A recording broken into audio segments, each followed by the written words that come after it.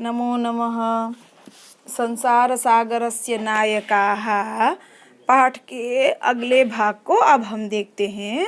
अब तक हमने देखा कि संसार सागर के रूप में लेखक ने यहाँ तालाब, कुएं और वावड़ी को माना है और उसे बनाने वाले कौन है उसके बारे में हम अभी यहाँ देख रहे हैं।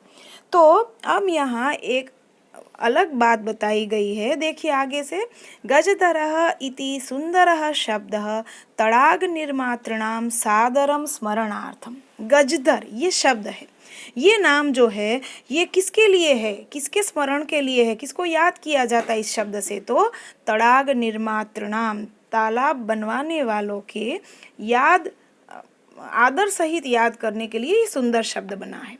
राजस्थानस्य केषुचित् भागेषु, राजस्थान एक राज्य है जिसके कुछ हिस्सों में, कुछ भाग में शब्द अयम अद्य अपि प्रचलति, ये शब्द आज भी प्रचलित है। आज भी कोई है जिनको गजधर कहा जाता है। कह गजधर। अब आपको ये प्रश्न होगा कि गजधर कौन है, तो उसका उत्तर है यह गज परिमाणम धारयति स गजधरः, जो गज नाम का नापने का साधन धारण करता है उसे हम गजधर कहते हैं। गज, जैसे आप स्केल, इंची टेप ऐसे बोलते हैं, नापने का एक साधन, इसी प्रकार गज भी नापने का साधन है। कैसा है ये देखिए, इसके बारे में और बताया है। गज परिमाणम एवं मापन कार्ये उपयुज्यते, ये गज परिमाण जो है ये नापने के कार्य में उपयोग में लाया जाता है। समाजे त्रिहस्त परिमाणात्मिकीं लौहयष्टिं हस्ते गृहीत्वा चलन्तः गजधराः इदानीं शिल्पीरूपेण नैव समादृताः सन्ति। समाज में 3 हाथ लंबी, हम जिसे 1 मीटर जितना नाप कह सकते हैं, तो 3 हाथ, उससे 3 हाथ ऐसी परिमाण वाली, मतलब इतनी लंबी लौहयष्टिम, और वो लोहे की छड़, हस्ते गृहीत्वा हाथ में लेकर, चलन्तः चलते हुए, गजधराः इदानीं शिल्पी रूपेण नैव समादृताः सन्ति। अब इस समय शिल्पी के रूप में आदर नहीं प्राप्त कर रहे।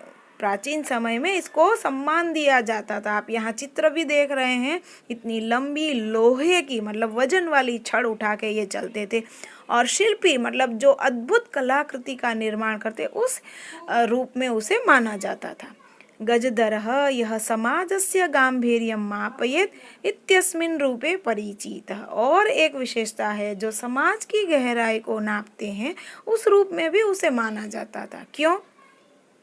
क्या क्या काम करते थे?